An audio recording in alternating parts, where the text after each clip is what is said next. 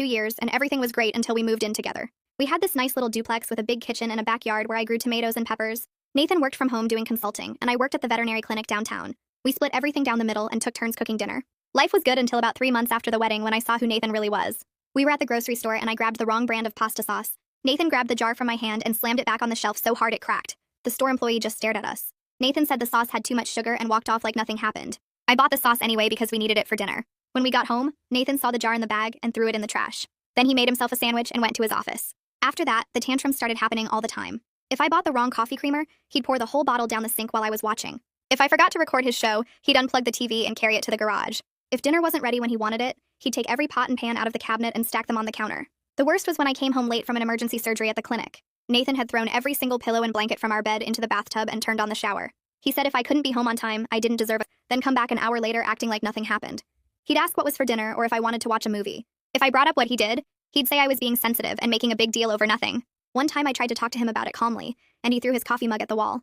Not near me, but close enough that I jumped. Then he said I was being dramatic about a little noise. His mom came to visit, and I tried to tell her what was happening. She watched Nathan flip the coffee table because I forgot to buy his protein bars, and she said boys will be boys. She actually said that. Then she told me her husband used to break plates when he was stressed and it was my job to keep Nathan happy. That's when I realized nobody was going to fix this but me. So I started matching his energy. When Nathan threw the remote at the wall because the game was buffering, I picked up his gaming headset and launched it out the back door into the garden. He ran outside and spent an hour looking for it in the dark. When he poured out my expensive shampoo because I took too long in the shower, I took his entire shelf of supplements and protein powder and dumped them in the kitchen trash. He had to dig through coffee grounds and old food to get them back. When he knocked all my makeup off the bathroom counter because I left a hair in the sink, I went to his office and swept everything off his desk onto the floor. His laptop survived, but his coffee went everywhere. Nathan, control. I yelled back that I was just expressing my feelings as he did. The breaking point came when Nathan's boss called him for an important video meeting. Nathan was in his office, and I was in the kitchen making lunch. I accidentally dropped a pan, and Nathan came storming out screaming about the noise. So I grabbed every pan we owned and started dropping them one by one. Nathan's face turned this deep red color that started at his neck and spread up to his hairline. His laptop screen showed his boss Winston's face frozen mid-question, and I could hear the tinny voice coming through the speakers asking what all that noise was about. Nathan slammed the laptop shut so hard I thought the screen might crack. He started walking toward me with his hands balled up into fists at his sides, and for a second I thought about backing up or apologizing or doing something to defuse the situation like I always did. But I was still holding that big cast iron skillet in my hand, and something in me just refused to move. Nathan stopped about 3 feet away from me, and we just stared at each other while he breathed really hard through his nose. I could see something different in his eyes that I'd never seen before. Something that looked almost like fear, like he suddenly realized I wasn't going to back down this time. He opened his mouth like he was going to yell at me, but nothing came out. Then he spun around and punched the hallway wall so hard his fist went straight through the drywall. The sound was this off the kitchen floor like some kind of crazy obstacle course. I started picking them up one by one and putting them back in the cabinet, and my heart was beating so fast I could feel it in my throat. Through the office door, I could hear Nathan talking on his phone, and his voice had this high panicked edge to it that I'd never heard before. I walked closer to the door and pressed my ear against it. He was telling someone that I'd lost my mind, that I'd ruined his important work call on purpose, that he didn't know what to do with me anymore. I realized he was talking to his mother. He kept saying things like, "She's out of control and I can't live like this, and you need to come over here and talk to her." I stepped back from the door and went to sit on the couch in the living room. My phone was on the coffee table and I opened it up to my photos. I'd been taking pictures of everything Nathan destroyed over the past few months without really thinking about why. There was the cracked sauce jar from the grocery store, the soaked bedding in the bathtub, my makeup scattered all over the bathroom floor, the dent in the wall from where he threw his coffee mug, the broken TV remote, my shampoo bottle empty in the sink. I had dozens of photos documenting every single one of his tantrums. Less than an hour later, I heard a key turning in our front door. Nathan must have given his mother a key without asking me because Lorraine just walked right in like she owned the place. She didn't even knock. She came into the living room where I was still sitting on the couch, had important responsibilities, and I needed to understand that my behavior was affecting his career. I just sat there listening to her go on, and then I held up my phone. I started showing her the photos one by one without saying anything. The cracked sauce jar, the soaked bedding, my makeup everywhere, the wall damage, the empty bottles. She went quiet as she looked at each photo, and her face got this pinched expression like she'd bitten into something sour. When I got to the last photo, she handed my phone back to me and said we both needed to grow up. Not just Nathan. Both of us. Like I was equally responsible for this mess we were living in. Nathan's office door opened, and he came out looking all disheveled with his hair sticking up. He and Lorraine went into the kitchen and started having this quiet conversation, but the duplex is small enough that I could hear most of it from the living room. Lorraine told him he needed to handle his wife, and those exact words made my stomach turn. Nathan complained that I'd changed, that I used to be sweet and easy to get along with, that now I was impossible to live with. He didn't mention any of his own behavior, or the fact that he'd been throwing tantrums for months before I started fighting back. Lorraine said something about marriage being hard work, and both people needing to compromise, but then she told Nathan that men sometimes need to be firm with their wives. I wanted to get up and throw something at both of them, but I just sat. An hour passed, then another. Neither of us said a single word because what was there even to say at this point? We'd crossed into some kind of territory where normal couple communication didn't work anymore. We couldn't just talk about our feelings or work through our problems like regular people because we'd been destroying each other's stuff and yelling and throwing things for months. The silence was so heavy, it felt like something physical sitting between us on the couch. Nathan kept clearing his throat like he was going to say something, but then he'd just shift his position and stay quiet. I stared at the wall where he'd punched the hole and thought about how we were going to have to fix that before the landlord saw it. I thought about how much money we'd wasted on replacing things we'd broken. I thought about how tired I was of living like this. That night, Nathan took a pillow and blanket from the closet and went to sleep in his office. I went to our bedroom and lay down on the bed, but I couldn't fall asleep. I kept staring at the ceiling thinking about everything that had happened. I'd matched Nathan's energy like I thought I was supposed to, like I was standing up for myself and refusing to be pushed around. But lying there in the dark, I realized that matching his tantrums hadn't fixed anything at all. I'd just proved that I could be as destructive as him. We were both living in a war zone that we'd created together. The duplex that used to feel like home now felt like a battlefield. My tomatoes and peppers in the backyard were probably dying because I hadn't had the energy to take care of them in weeks. Everything we'd built together. Next morning, I woke up to the smell of coffee. I walked into the kitchen and found Nathan standing by the coffee maker with this big fake smile on his face. He asked me what I wanted for breakfast in this cheerful voice that sounded completely wrong after everything that had happened yesterday. I just stood there staring at him, trying to figure out if he was serious. I told him we needed to talk about what was happening to us, about the fighting and the destruction, and his mother walking into our house uninvited. Nathan's fake smile got even bigger, and he said there was nothing to talk about if I would just stop overreacting to everything. He said we could go back to normal if I would calm down and stop making problems where there weren't any. I felt something break inside me when he said that. Not in a dramatic way, just this quiet realization that Nathan genuinely believed none of this was his fault. He thought I was the problem. He thought if I would just go back to being quiet and accepting his tantrums, everything would be fine. I didn't say anything else to him. I just went back to the bedroom and got ready for work. I drove to the veterinary clinic downtown and walked in through the back entrance like I always did. My coworker Alyssa was in the break room making coffee, and she took one look at my face and asked if everything was okay at home. I opened my mouth to give her my usual response about how everything was fine, but instead I felt my eyes fill up with tears. Alyssa put down her coffee mug and took my arm and soaking our bedding in the bathtub. I told her about how I'd started fighting back and throwing bigger tantrums than his. I told her about the pans yesterday, and Nathan punching the wall and his mother showing up uninvited. Alyssa listened to the whole thing without interrupting once. When I finally stopped talking and wiped my face with a paper towel, Alyssa was quiet for a minute. Then she said very gently that what I was describing sounded like an abusive relationship. I started to argue with her because Nathan had never actually hit me, but she held up her hand. She said abuse wasn't just physical, and that destroying property and controlling behavior and creating a scary environment all counted. She said even though I was fighting back now, that didn't make it better. She said two people destroying each other wasn't a relationship. It was mutual destruction. She asked me if this was really how I wanted to live for the rest of my life. I stood there in the supply room surrounded by boxes of medical supplies and bags of dog food, and I realized I didn't have an answer to that question. I spent the rest of my shift at the clinic going through the motions of my job, while my brain kept replaying what Alyssa said about mutual destruction. I checked a beagle's ears for mites and thought about Nathan punching the wall. I gave a cat her vaccines and thought about me throwing pans during his work call. I cleaned exam rooms and thought about how we'd both become people I didn't recognize anymore. When I finally drove home that evening, I sat in the driveway for 10 minutes staring at our duplex for company. Candles were burning in the middle of the table. Takeout containers from my favorite Thai restaurant were arranged on the counter, and the smell of pad Thai and green curry filled the whole house. Nathan came out of the kitchen wearing a smile that looked completely fake after everything that had happened. He asked if I was hungry and gestured at the table like he'd done something amazing. I just stood there holding my purse and staring at this scene he'd created. It was so obvious what he was doing. His mom probably taught him this exact move when he was growing up, watching his dad break plates and then buy flowers the next day. Make a big romantic gesture and pretend the bad stuff never happened. Smooth everything over with fancy food and candles instead of actually talking about the real problems. I walked past him to the bedroom and changed out of my scrubs while Nathan stayed in the kitchen. When I came back out, he was sitting at the table waiting for me with that same fake smile plastered on his face. I sat down across from him and he immediately started dishing pad Thai onto my plate. I watched him serve the food and arrange everything just right, and I felt absolutely nothing. No anger, no hope, no sadness. Just this empty feeling like I was watching a stranger perform a play I'd seen too many times before. I put my fork down before even taking a bite and told Nathan we needed couples therapy. I said our marriage was falling apart and we needed professional help to fix it. Nathan actually laughed. Not a mean laugh exactly, but this dismissive sound like him. I pointed out that he'd punched a hole in our wall yesterday, and that wasn't frustration. That was violence. Nathan rolled his eyes and said I was making it sound worse than it was. He said lots of guys punch walls when they're mad and it didn't mean anything. I sat there looking at him across the candlelit table with expensive takeout getting cold between us, and I realized he genuinely believed what he was saying. He actually thought punching walls and destroying my stuff and soaking our bedding in the tub was normal behavior that I should just accept. The romantic dinner wasn't an apology. It was a bribe to get me to go back to being quiet and manageable. I stood up from the table and told Nathan I was serious about therapy. He said he wasn't going to waste money on some therapist who would just take my side anyway. I went to the bedroom and closed the door while Nathan stayed at the table eating Thai food by himself. The next morning, I woke up to Nathan's voice coming through the bedroom wall. He was in his office talking loud enough that I could hear every word. I got up and pressed my ear against the wall between our bedroom and his office. Nathan was on the phone with his boss, and his voice had this fake cheerful tone that made my skin crawl. I heard him say something about construction next door causing noise issues yesterday. He apologized for the disruption to the video meeting and promised it wouldn't happen again. There was a long pause where Nathan wasn't talking, and I figured his boss was responding. Then Nathan's voice got higher and more stressed. He said the construction was unexpected and he'd already. Nathan spent the next hour on damage control calls. I got dressed and ready for work while listening to him talk to different people trying to fix his professional reputation. He called someone named Winston back and spent 20 minutes explaining his home office situation and promising his work quality wouldn't suffer. He called another colleague and asked them to smooth things over with the client who'd been on the disrupted call. Every conversation made him sound more desperate, and I realized his job might actually be in trouble because of what I'd done with the pans. Part of me felt guilty, but a bigger part of me thought about all the times Nathan had made me late for work, or disrupted my life with his tantrums, and he never cared about the consequences for me. I was making coffee in the kitchen when someone knocked on our front door. I opened it and found our landlord standing there looking annoyed. He said he'd gotten noise complaints from both neighbors about crashing sounds and yelling coming from our duplex. He asked if he could come in and look around. I let him in because I didn't know what else to do. The landlord walked through our living room and immediately saw the hole Nathan had punched in the hallway wall. He stopped and stared at it for a long time. Then he kept walking and noticed the cabinet door in the kitchen hanging crooked where the hinge had broken during one of our fights. He opened the cabinet and the door came completely off in his hand. The landlord set the broken cabinet door on the counter and turned to look at me. He asked very directly if he needed to be kept. He smiled at the landlord and said everything was fine. He said we'd had some minor accidents, but he was planning to repair everything himself this weekend.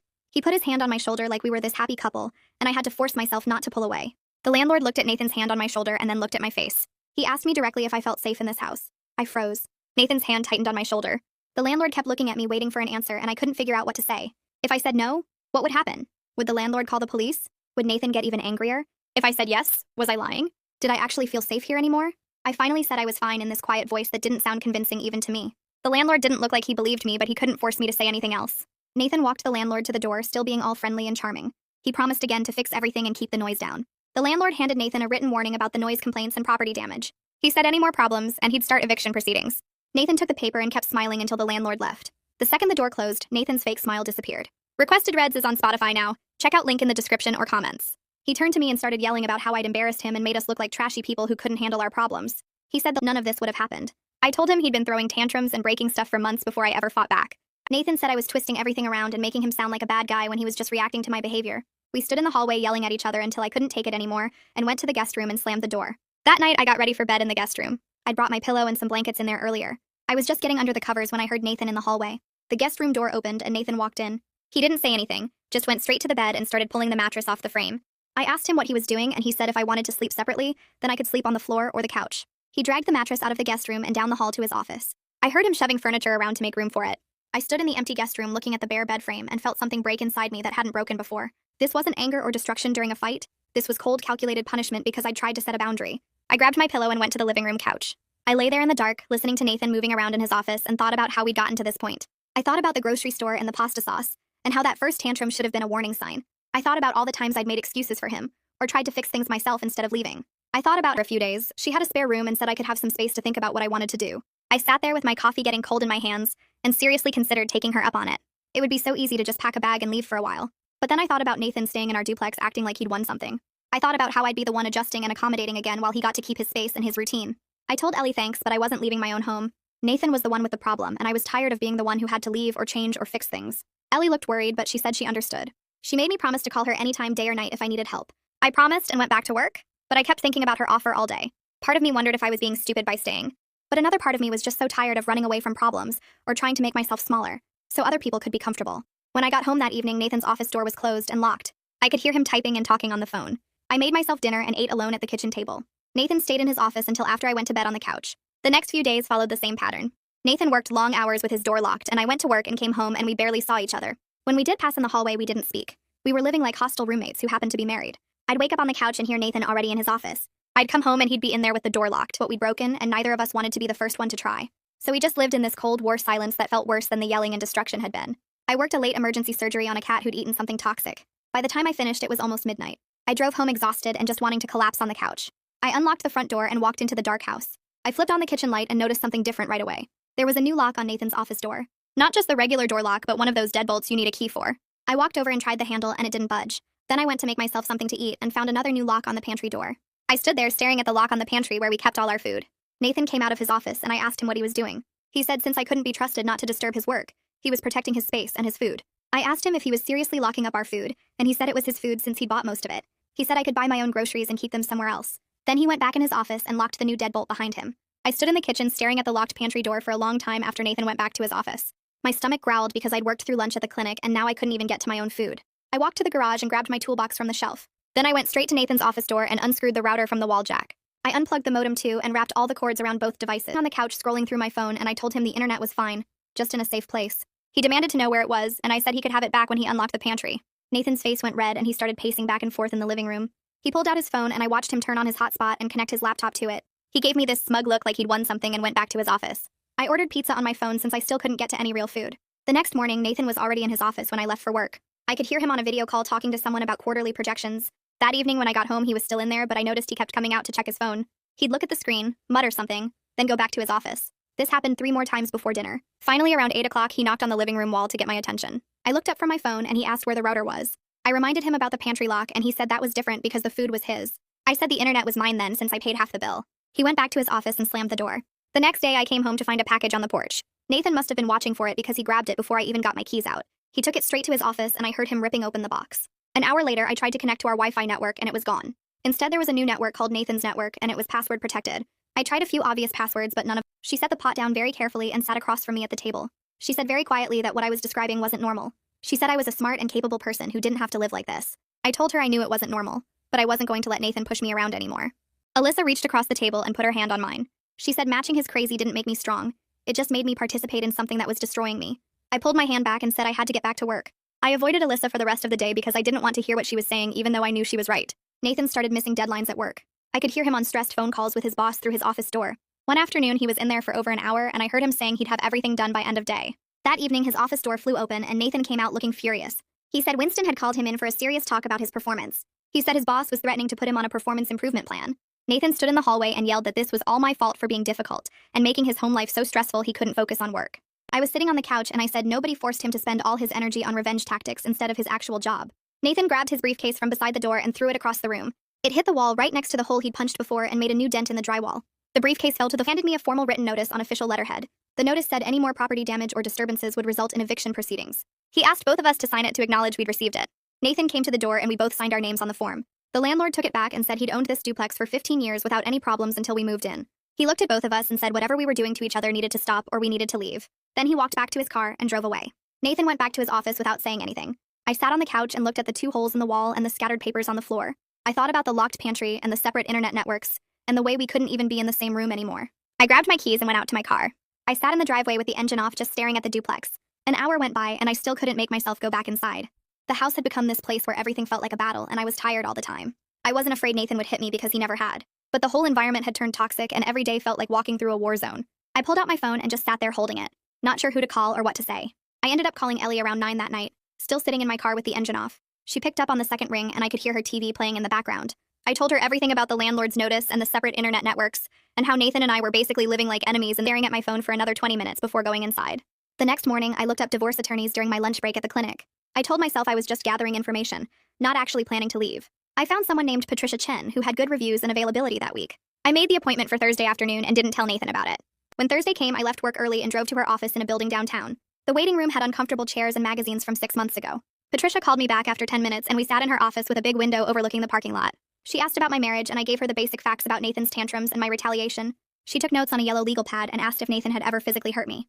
I said no, he'd never hit me or anything like that. Then she asked about emotional abuse and I froze because I didn't know how to answer that question. Patricia put down her pen and explained that destroying property and controlling behavior and creating a hostile environment all counted as forms of abuse even without physical violence. She said what I was describing fit a pattern she'd seen many times before. She pulled out some pamphlets about domestic abuse and support resources, then told me to think carefully about whether I wanted to try to save this marriage or protect myself by leaving. I took the pamphlets and stuffed them in my purse, then drove home in a daze thinking about the word abuse and whether it really applied to my situation. I walked into working, but I could tell he felt uncomfortable. He probably sensed the tension radiating off both of us. I went to the bedroom without saying anything to Nathan and closed the door. Later that evening, after the handyman left, Nathan found me in the kitchen making dinner. He told me in this cold, formal voice that he was fixing everything so we wouldn't get evicted, speaking to me like I was a business partner instead of his wife. I realized we hadn't had a real conversation in over a week, just these tactical exchanges about practical matters. He asked what time I'd be home tomorrow, and I told him my usual time. Then he nodded and went back to his office. I ate dinner alone at the table looking at the freshly patched wall. At work the next day, Alyssa cornered me in the supply room and asked how things were going at home. I tried to brush her off, but she wouldn't let it go. She said I looked exhausted and stressed and she was worried about me. I finally admitted that Nathan and I were barely speaking and living like hostile roommates. Alyssa said even if Nathan wouldn't go to couples counseling, I needed to talk to someone because this situation was clearly taking a toll. She pulled up a therapist's website on her phone and showed me the profile for someone named Heidi Molina, who worked with relationship issues and trauma. I took a picture of the screen and promised Alyssa I'd think about it. I called Heidi's office that afternoon and made an appointment for the following Tuesday. The receptionist asked what I wanted to work on, and I said relationship problems, which felt like a massive understatement. One's tantrums and my retaliation, and everything that had happened over the past months. Saying it all out loud to a stranger made me realize how completely abnormal our situation had become.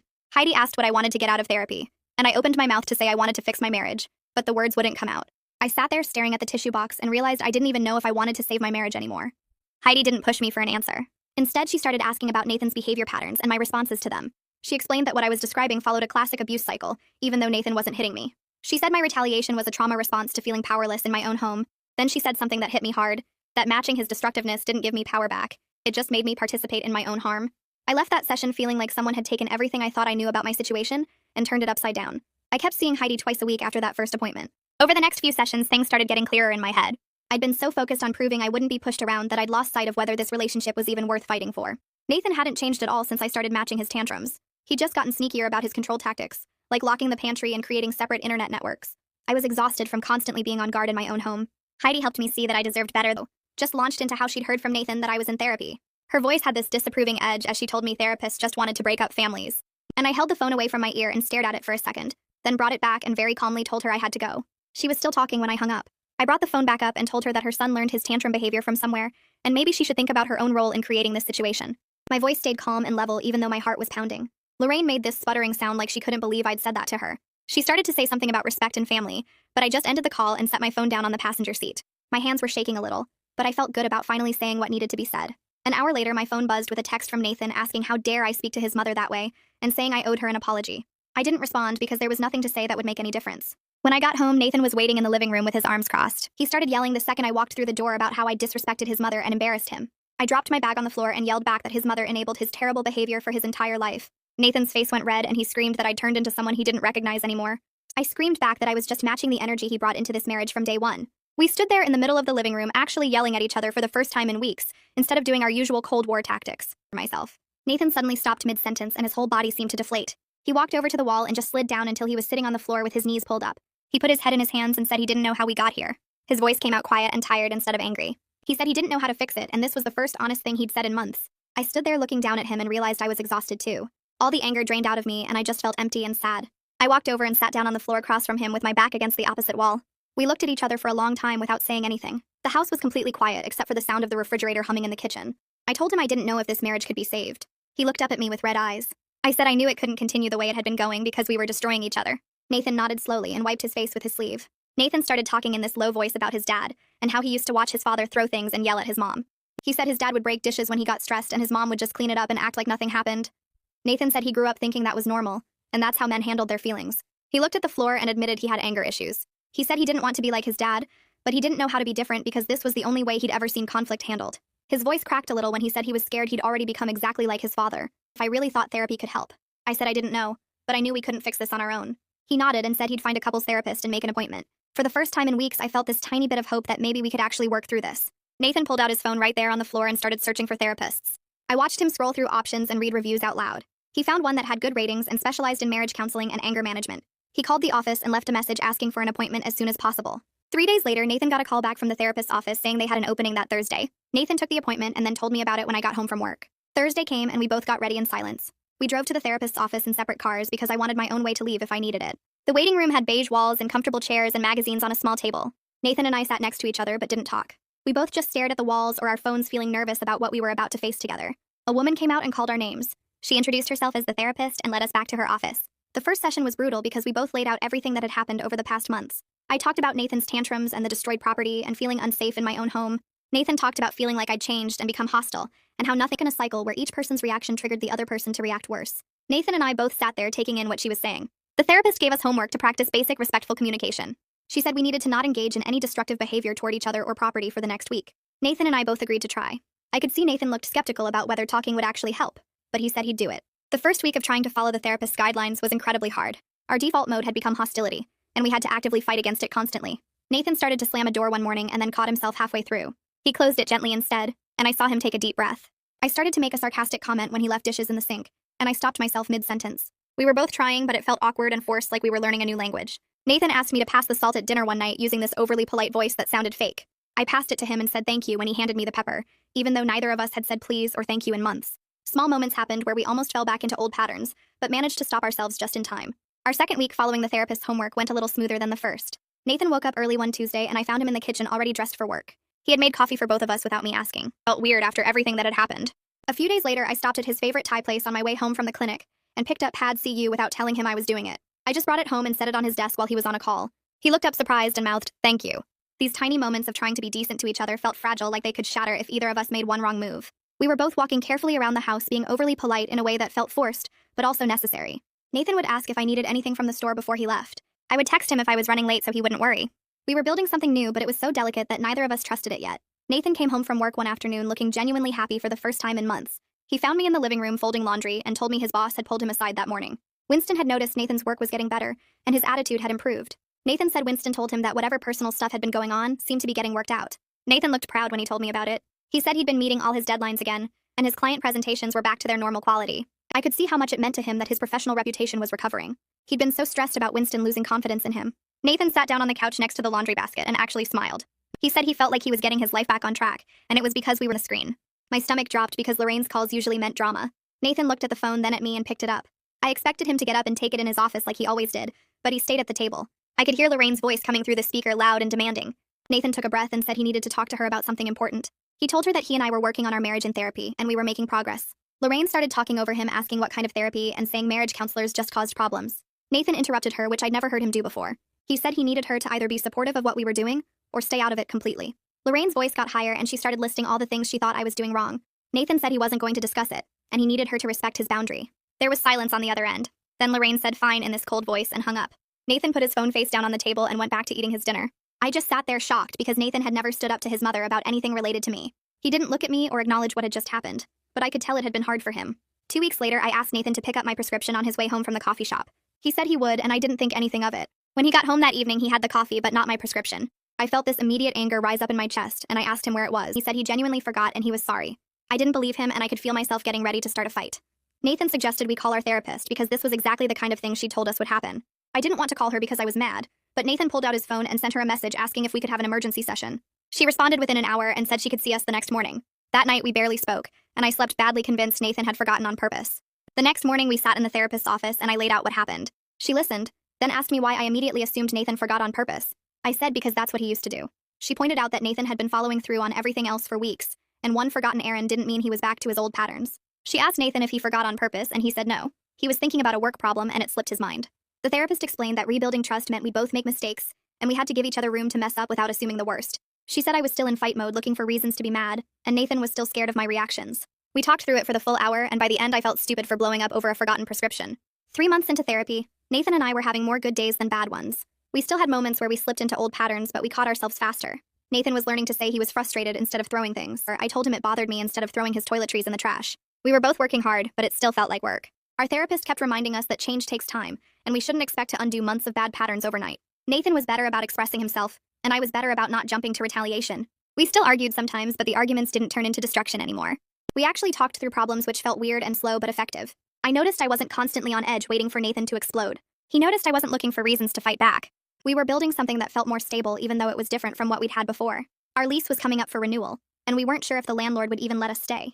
He'd given us that formal warning about the property damage and noise complaints. Nathan called him to ask about renewing, and the landlord came by the next day to inspect the duplex. He walked through every room looking at walls and floors and cabinets.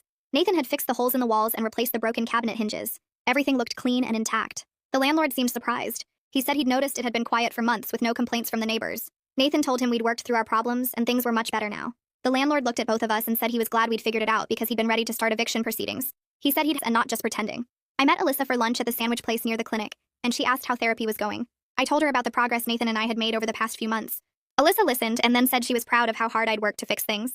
She said I seemed like myself again, and not the stressed, angry version of me she'd been seeing for months. I thought about what she said and realized she was right. I wasn't walking on eggshells anymore waiting for Nathan to blow up. But I also wasn't in constant fight mode looking for the next battle.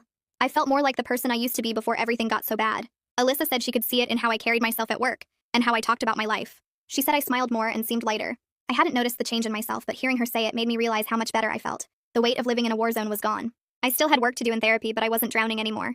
Spring came and the backyard garden I'd planted the previous year was completely overgrown with weeds. I hadn't touched it in months because I'd been too stressed and angry to care about tomatoes and peppers. Nathan found me looking at it through the kitchen window one Saturday morning. He said we should plant it together this year since I'd been too overwhelmed to maintain it alone. I was surprised because Nathan had never shown interest in gardening before. We spent the afternoon outside pulling weeds and turning over the soil. Nathan asked what dirt all over his hands and clothes and didn't complain once. We watered everything and stood back to look at our work. It felt almost normal in a way it hadn't in nearly a year. Just two people working on a project together without tension or anger. The garden became something we both took care of over the following weeks, and it felt good to share that responsibility. Our therapist scheduled our regular session and told us she wanted to talk about our progress. She said Nathan and I had made significant improvements in how we communicated and handled conflict. She pointed out that we'd gone from mutual destruction to actual problem solving, but she warned us that we needed to stay careful about our patterns, especially during stressful times. She said the tools we'd learned in therapy only worked if we kept using them. She recommended we continue therapy monthly as maintenance instead of stopping completely. She explained that many couples stop therapy as soon as things get better, and then fall back into old patterns when stress hits. Nathan and I both agreed to keep coming monthly. We'd worked too hard to risk losing the progress we'd made. The therapist said she was proud of both of us for doing the difficult work of changing. She reminded us that growth was ongoing, and we should celebrate how far we'd come, while staying aware that we'd always need to be intentional about our relationship. Nathan's mother called and said she wanted to visit the following weekend. Nathan asked me if that was okay, and I said yes, even though I was nervous. Lorraine showed up on Saturday stunned because Lorraine had never apologized for anything. She said watching Nathan almost lose his marriage had made her think about her own marriage and the patterns she'd passed down to him. She admitted that Nathan's father had treated her the same way, and she'd normalized it by calling it boys being boys. She said she realized she'd taught Nathan that destructive behavior was acceptable when it wasn't. Lorraine looked at Nathan and told him she was sorry for not holding him accountable. Then she looked at me and said she was sorry for making me feel like his behavior was my fault. I didn't know what to say, so I just nodded. Nathan reached across the table and squeezed his mom's hand. Lorraine stayed for dinner, and the whole visit felt different from every other time she'd been in our house. She was actually trying to be supportive instead of critical. After she left, Nathan and I sat on the couch, and he said he never thought his mom would admit she was wrong about anything. I said it meant a lot that she'd reflected on her own role in the situation. We both felt like maybe things really were changing for the better.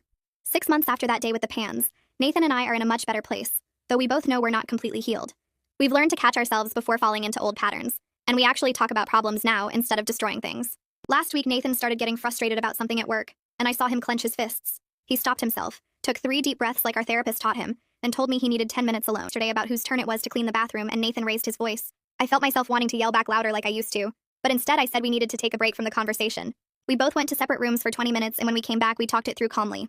The bathroom got cleaned, and nobody threw anything or slammed any doors. I continue individual therapy with Heidi because I realize I have my own work to do beyond the couple's issues. She helps me understand why I stayed so long before standing up for myself, and how to maintain boundaries in healthy ways. Last session, she asked me what I was getting out of matching Nathan's tantrums, and I had to really think about it. I told her it made me feel powerful after months of feeling helpless and small. She pointed out that real power comes from choosing how to respond, not from proving I could be just as destructive. That hit me hard because she was right. I'd been so focused on not being a victim that I became someone I didn't recognize. Heidi gives me homework every week about recognizing my own patterns and triggers. This week, I'm supposed to notice when I feel defensive and ask myself if the situation actually requires defense or if I'm reacting from old fear. Nathan starts his own individual therapy and said he'd had a breakthrough about watching his dad destroy things when he was angry. Nathan said he learned that breaking stuff was how men handled frustration, because that's what he saw growing up. His therapist is teaching him other ways to process anger that don't involve destruction or control. I can see him really trying, and that means everything to me. We're not perfect, and we still have hard days, but we've built something different from what we had before. A relationship based on actual communication, instead of fear and retaliation. I'm genuinely hopeful about our future together in a way I couldn't have imagined 6 months ago, when I was dropping pans on the kitchen floor. And yeah, that's the takeaway. Nothing fancy, just something worth thinking about for a minute. If it helped even a little, then it did its job.